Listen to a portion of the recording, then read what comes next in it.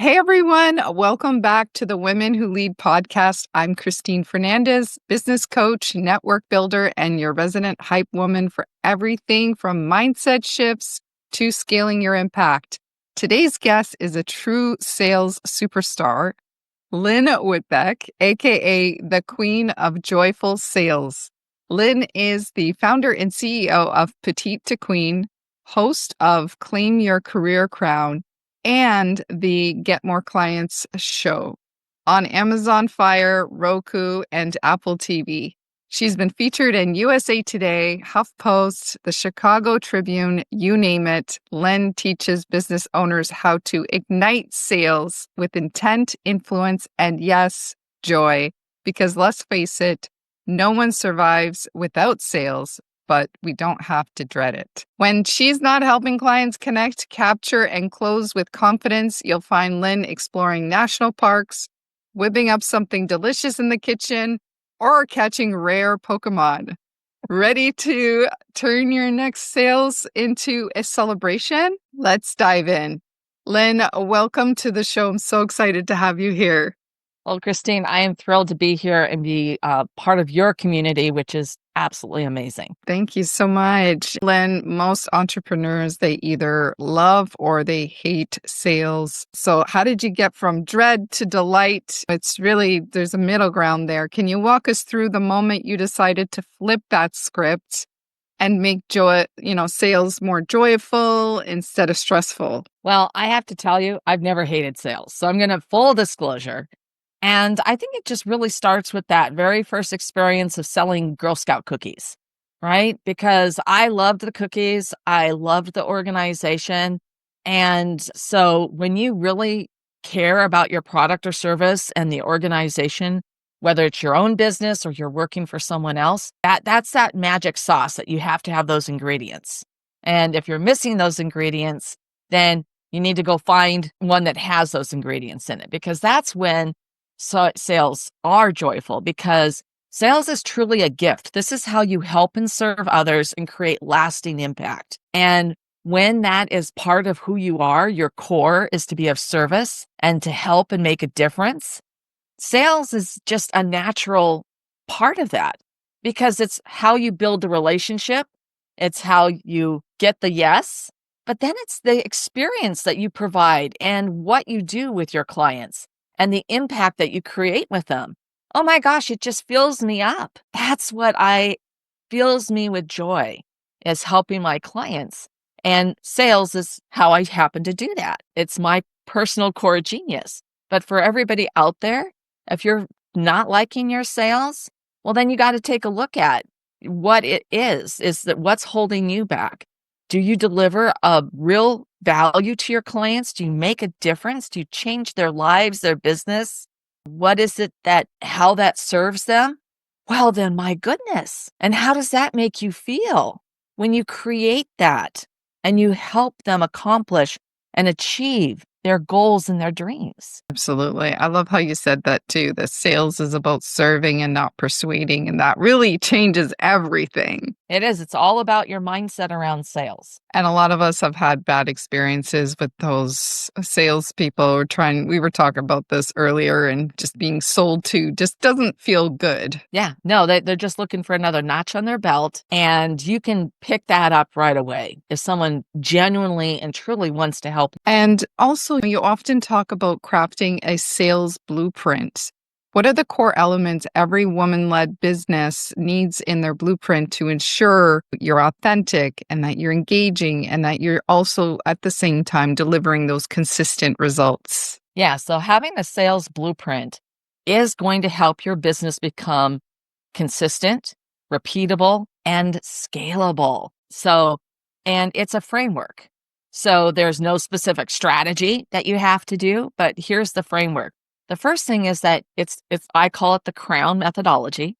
And the C is thinking like your client. If you're not thinking like your client, there's going to be a disconnect, period. Thinking like your client is really walking in their shoes, understanding what's happening and what they want to accomplish. So what do they want, need, or lack? Why does it matter? So they can. I've got it right here. Nobody buys an iPhone to make a phone call, right? So they can what? right? And then you look at that and you put that into how you attract, connect, close, and then have the experience of delivering on your promise and then nurturing to have those raving fans, those referrals, and additional business. So, client thinking. Now, the second part is to have a repeatable process. And so, instead of chasing every shiny object out there, what strategy works best for you, your business, and your ideal clients? That all has to come together. So, for some people, it could be speaking on the stage. And others, that would be like the last thing on this planet that they'd be wanting to do.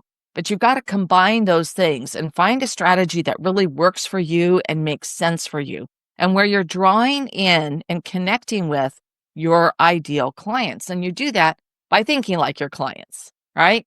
And creating that. The next part is to be originally authentic. So I am a cheerful, happy person. I smile, I laugh, I'm joyful. If you don't like that, well, then you're probably not a good fit, right? That's okay, because I totally lean into who I am, because I don't want to swim in a sea of sameness. So find that core genius of who you are and lean into that, because you're going to attract people who want that, who that makes sense to them, that they feel the connection, the bond, just like you and how you and I have connected. So the next is the worthy intent. Now, worthy intent is truly being curious. Excellent sales comes from being curious, asking questions. You never pitch. You're discovering what's happening, understanding the other person's situation for whatever your product or service is. And when you ask a question, ask a second question. That's interesting. Tell me more. And the reason is the second answer is often closer to the truth. It's like peeling back the onion. You've got to be a detective in sales. This establishes what's happening. Can you help them? And do you want to help them? Because not everyone is a good fit. And when they're not a good fit, and for women, I want you to just listen. Listen to your heart and your gut. And then when it says no, you exit with grace. You point them in a different direction. You send them to somebody else who can help. So for me, if someone is not interested in building a long-term relationship, there are one-call closers. They want to make one phone call and get a yes or a no and move on. Not for me, all right? If they don't want to deliver value and really help and serve their clients, they're not for me. And so with every one of you, you have to determine what are those, what I call 5 heck yeses that people have to say heck yes to. And those don't have to be like, oh, their company is in this type of industry or they have this many employees. It can be those things that if I'm not working with someone who's relationship driven and has worthy intent, they're off the list, because those are 2 of my heck yeses, right? They have to be kind. I mean, they can be things that, right? So I want you to think about those. That niche where you niche doesn't have to be women entrepreneurs who are making $250,000 a year with 3 employees and live in Detroit, Michigan. Come on. Demographics change all the time. Psychographics matter. So worthy intent, where you truly desire to help and serve people. And the last piece of the framework is to nurture and foster, right? You want to nurture your clients through the experience that they have of working with you, foster those relationships so they become raving fans. They provide you with introductions and referrals and additional business, those glowing reviews and testimonials. And when you do that, your business is going to grow organically. So much of my business comes from referrals. And there's also an advanced strategy is to seed referrals from the very first time you meet someone and then all the way through the relationship, so that when you've earned the right and you ask for the referral, they're already expecting it. Absolutely.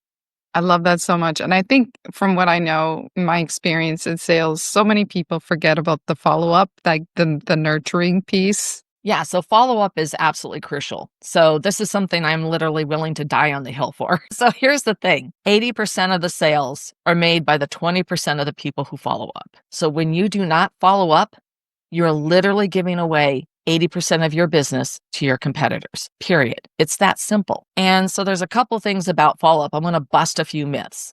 Like, well, I don't want to be a pitchy pest. If you're following up with real value and a cadence that makes sense to your industry, your business, product, or service, you're not pitching. You're delivering value, things that matter to your prospect or even to your client. Because you know what? You have to follow up with your clients too. Come on. They said yes, but they haven't signed the contract, or they haven't scheduled their kickoff meeting, or whatever it happens to be. They haven't gotten back to you with some information that you need. So we all follow up. Come on everything. Oh, I need to get a doctor's appointment. Oh, wait, I have to reschedule. I mean, follow up is everywhere. So then the other thing about the myth is that, well, I haven't followed up in a while. They're not keeping score. They don't have a scorecard and they're keeping track of this. Okay. And don't apologize. Just pick the ball back up, right?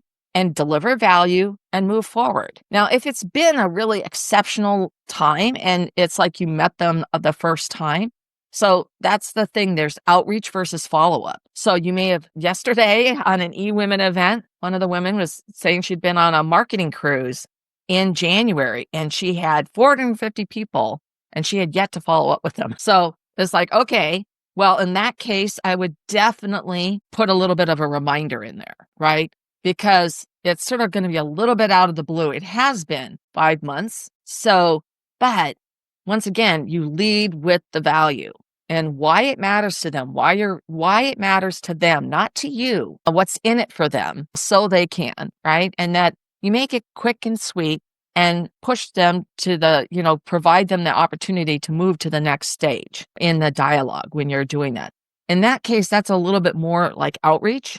I really define follow-up as after you've had a one-on-one with someone, and then that's follow-up.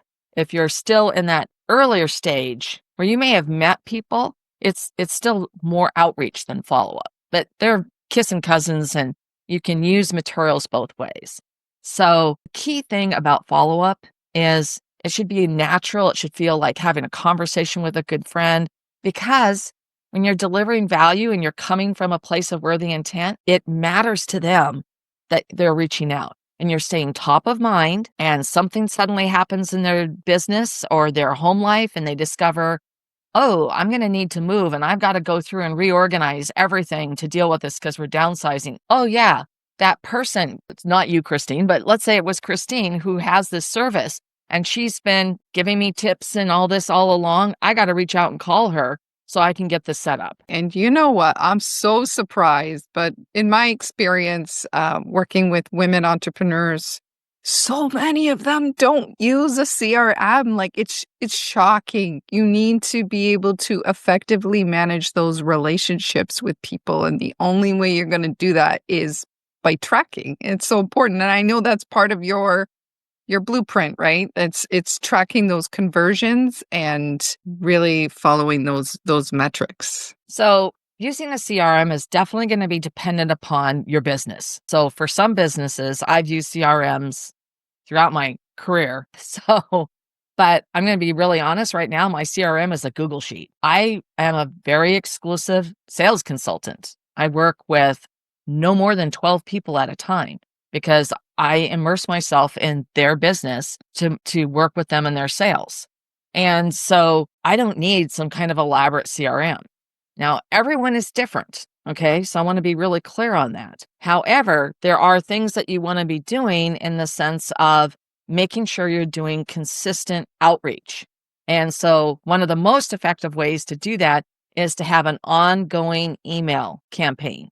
And so you can call it a newsletter. You can, for me, I call them weekly wisdoms. I send out 2 emails every single week, and it's got a promise. My promise is about improving their sales, right? There's some aspect, a lesson that's related to that. Maybe it's about follow-up, right? And then there is an anecdote. I often tie stories in. Recently, I used the story of the quirky Sandra Bullock character, and I think the movie's all about Steve. You know, she's really odd, and yet she's the one who saves the day and gets all these kids out of a well because she thinks differently. And I tied that into how you have to think differently, think like your clients. You have to think differently to get out of your own way. And so you tie in something that makes sense. It's infotaining. And then what's the next step? What do you want people to do? And when you do that and you provide constant engagement, And the thing about email is it has like about a 27% engagement versus social at 3. Where do you want to spend your time? So you spend your time with, so for me, it's 2 emails a week. And when some people email every day, you absolutely should be emailing once a week. And the reason is that then people get used to seeing that email. And when you make it infotaining, they'll read the story, even if they're not interested in the service. I get one email from somebody and I read his emails every week. And even though I'm not, I really like him, and I'm going like, well, if didn't have this existing relationship with my financial advisor, who never emails me, by the way, would totally switch. But he writes these great emails, and they're good stories. Today, he used the Incredicoaster of watching this mark and how anxious that can make you feel, right?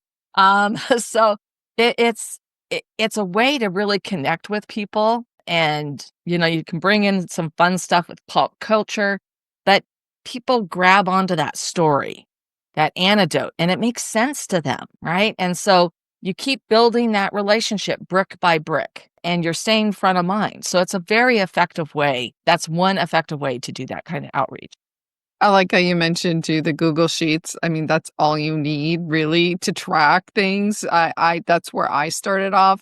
I find Salesforce is just, it doesn't make any sense and it doesn't work. Like it just doesn't. And so, yeah, I mean, if a spreadsheet works for you, great, use something at least. Yeah. I have many years of experience with networking, and now we're going to talk about, making intentional impact, right? Which is something that I love to talk about because it's so important to lead with that. And it does make such a huge difference when we are selling. It's coming from a place, it's I'm here to serve you, not I need the sales. So I'm not a coach. So I'm going to clarify that. I'm a consultant. I help people build out their sales strategy. If someone doesn't already have worthy intent where they truly desire to help and serve their clients, they're not a good fit for me. So they're going to have to work with somebody else to do that kind of mindset work. However, I do work with people all the time who do have that mindset, and yet they're struggling to close. They don't like asking for the sale, and they feel like they're pitching. Well, probably because they actually are. They start with going over their whole program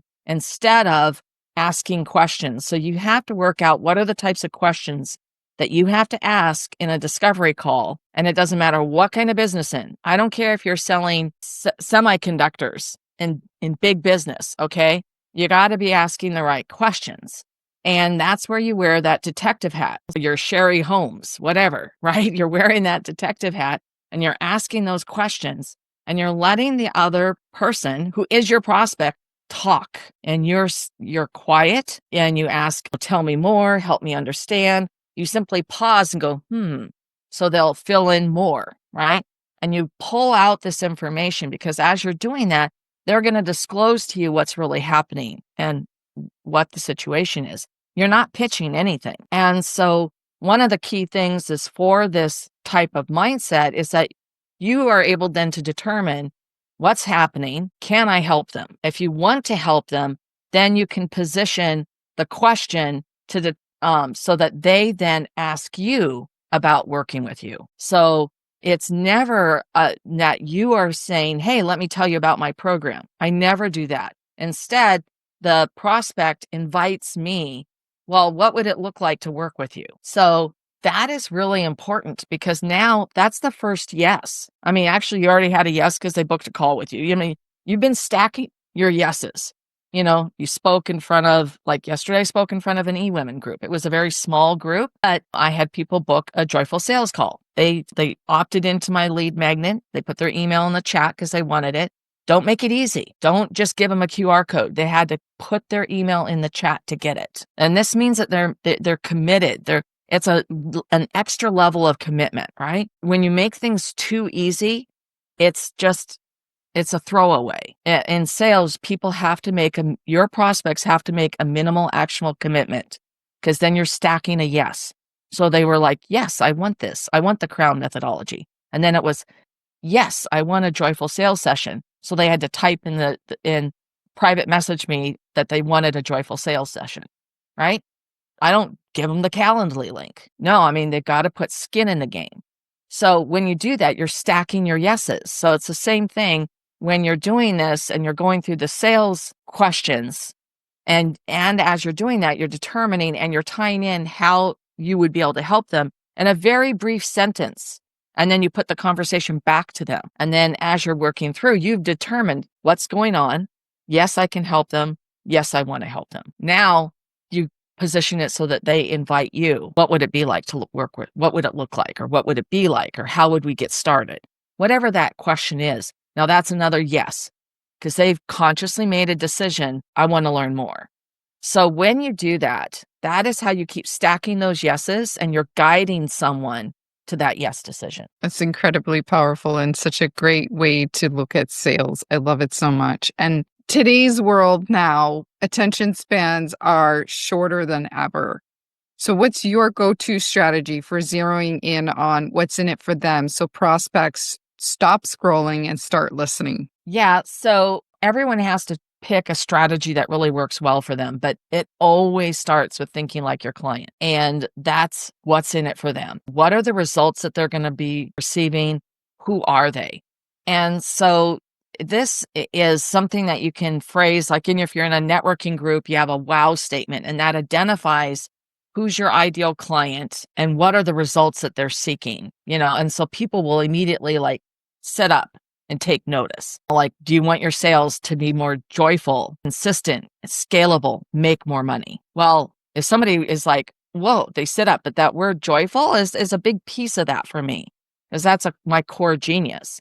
And so when people sit up and say, well, yeah, I want that, and then you tell them a little bit more, right? But it's really important that everything is phrased in your messaging from the client's perspective. What matters to them, what's in it for them, how is this going to solve a pain, provide them with a solution, keep them from waking up in hot sweats at 3 a.m., not from menopause, but from a panic, then so they can what? What's the goal? What's the dream? What's the initiative? And stop using language that everybody else uses. Oh, I'm going to up-level your sales. There's so many of them. This is a game changer. All of that. Unleash your potential. Yeah. Use something that's unique, right? What is your core genius and how do you express that so that you do truly stand out in it? I'm going to 10x your income. Oh my gosh. They haven't even 10x theirs. It's just spam. So be authentic. As I said, be your authentic self. And what's that value? To drive curiosity to have that first call. Exactly. And I love how you said that at the beginning. It really is. It boils down to one thing. You need to speak their language. Yeah. That's really it. I love that so much. It's so powerful. And long pitches are really a thing of the past. And how do you guide entrepreneurs to craft shorter, punchy sales messages that showcase the pain points they solve? Yeah. So we always start with, this is a common thing with almost every client I work with, is we do start with the client thinking, because wherever their biggest pain is, the solution is with their client thinking.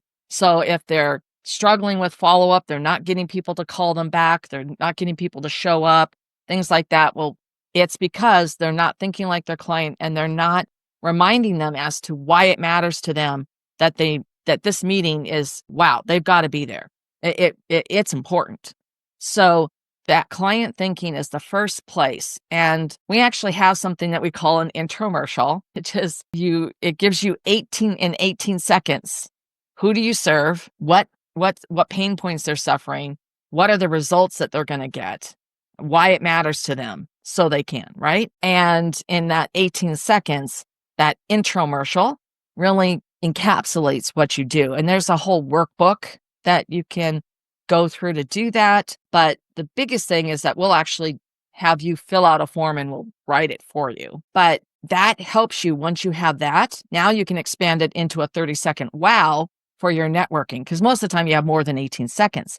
But that 18 seconds is great to use when you're at a live networking event and, oh, who are you? What do you do? And it's quick. And it immediately tells people what you do. Business owners hire me. And there's certain language like that, hire me, right? And who is it that you serve? And you can then niche that down as you see fit. And everyone, once again, there's certain language within there that people are associating. Oh, well, I want to have more joyful sales that deliver, consistent results and higher profit. Yes, of course I want that, right? But that once again, I use that word joyful is definitely a distinguishing factor. And so some people will go, what? And or ick. I just want to get that sales done and move on to the next one. Well, I remember one of our first conversations together. You brought that to my attention to change the wording when you first start out your value proposition to others in networking events. Instead of saying "I help," which most entrepreneurs start with "I help," it's people hire me for. It's such a big difference. It's a game changer. Well, it is because you're not a volunteer. People pay you for your services, and you immediately establish that people hire you. That adds to your credibility. It adds to your level of expertise. That single word, psychologically has a big impact. And by stating that, you're also standing in your own power. So definitely stop saying I work with or I help. Change it to, and who is it who hires you? And you want to be descriptive, but don't get more than 3 words. And, think about what those 3 words are that really helps you describe who that client is. But then in the rest of how you're describing that, for me, I do use business owners. Hire me, right? You can have something that's sort of that generic, but then when you go into the rest of your infomercial, that really helps you identify that so that people say, okay, well, I'm a business owner. You're a business owner, right? And so that includes a lot of people. So it's sort of a big catch-all. But then as they're going through it, they go, oh, okay, this is interesting. I want to know more. Absolutely. And my last question for you is about trust. So trust is everything in sales. And so I know you infuse genuine joy with sales as a catalyst for trust. And sometimes a little bit of humor goes a long way as well into your conversations. And so how does that foster deeper connections? And it's also about our existing clients as well, and turning them into our long-term clients, because it's one thing always going out and looking for new ones, but you also want to keep the existing ones. Yeah, and it definitely depends on your business model. With my business model, my clients graduate, right? But my clients hire me back. They have a new product, they've made a change, and so I come back and I work with them again. So the key thing here is that worthy intent. If you truly desire to help and serve your clients, that is how you approach your business and how you approach your clients in your conversations. That is the core thing about building trust, because you actually give a darn, and people can figure that out pretty quickly. And those sleazy, slimy sales reps that ended up selling them something, they know when they've been manipulated. They figure it out. If they don't figure it out after a day, a week, a month, they figure it out, and it makes them really angry, right? And so the thing is that you've then lost any opportunity ever to get any repeat business or any referrals, let alone a testimonial and review. So, and it's just bad karma. Come on. It's just like ick. So when you instead lead with that worthy intent, and that is truly in your heart, it makes all the difference in the world to building those long-term relationships. It is. It's so important. I saw a thread on Facebook regarding business coaching, and I think all of the comments were that they were sold to and they didn't actually get anything from it. And it's expensive too, right? So yeah, it's very much what you were saying. It was just very inauthentic, and they didn't end up getting what they were looking for. Yeah. Well, it just, I guess for my advice is make sure you have multiple calls, really get to know the other person before you invest, and do your due diligence, ask for a reference, talk to them, find out what type of results, what it was like working with them. And it's sometimes that part of us that want to take action, you need to put the brakes on and say, let me check this out. Let me make sure. And that is really important so that you're making the best decision for yourself and your business. And the investment is going to pay off. So that's the number one thing that you can do, is to have a conversation and go, okay, well, I'm going to need to think about this. And the first thing I want is 3 references. And so that you can get those and then make the effort, talk to at least 2 of them. You don't have to talk to all 3. You can certainly just talk to one, but I would talk to all at least 2, so that you go, okay, what was your experience like? What was it like to work with Lynn? I mean, what kind of progress did you get? What kind of results did you experience? Would you recommend her? You just go through that. And it can be a 15-minute conversation, but you're going to walk away going, okay, yeah, she's got chops. They had a great experience. They love her to pieces. And it's been a year. But okay, yeah, that's easy. Yeah. You got to really know and understand that person's track record and what they've done to deliver the results. Yeah. And transparency. And so that's a key thing. And if you're not sensing that or don't just go to a website to look at things. Actually talk to a human being on the phone. We've all been sold to, right? Like, I don't like that feeling whenever, and we've had bad experiences too, right? Like I was saying, I was reading a ton of those comments of bad experiences that they've had with the coaches. So, oh yeah, no, I mean, and if anyone's trying to force you into something, you got to take a step back. I mean, there are certain tactics that people will, well, let's just figure out how you can pay for this on this credit card or borrowing from your cousin. I mean, I never do that. Okay. I mean, I hate it when they will say, well, you have to figure out how they can pay you. And it's like, they can either pay me or not. It either makes sense to them, because I deliver sales results. They're going to get more sales. And I also offer 100% money back guarantee that I guarantee that what you pay me, you're going to earn back in new sales. Right. So, and I do that because I deliver every time. And I also make sure that I offer my program to people who are a good fit. Otherwise, they get a no offer.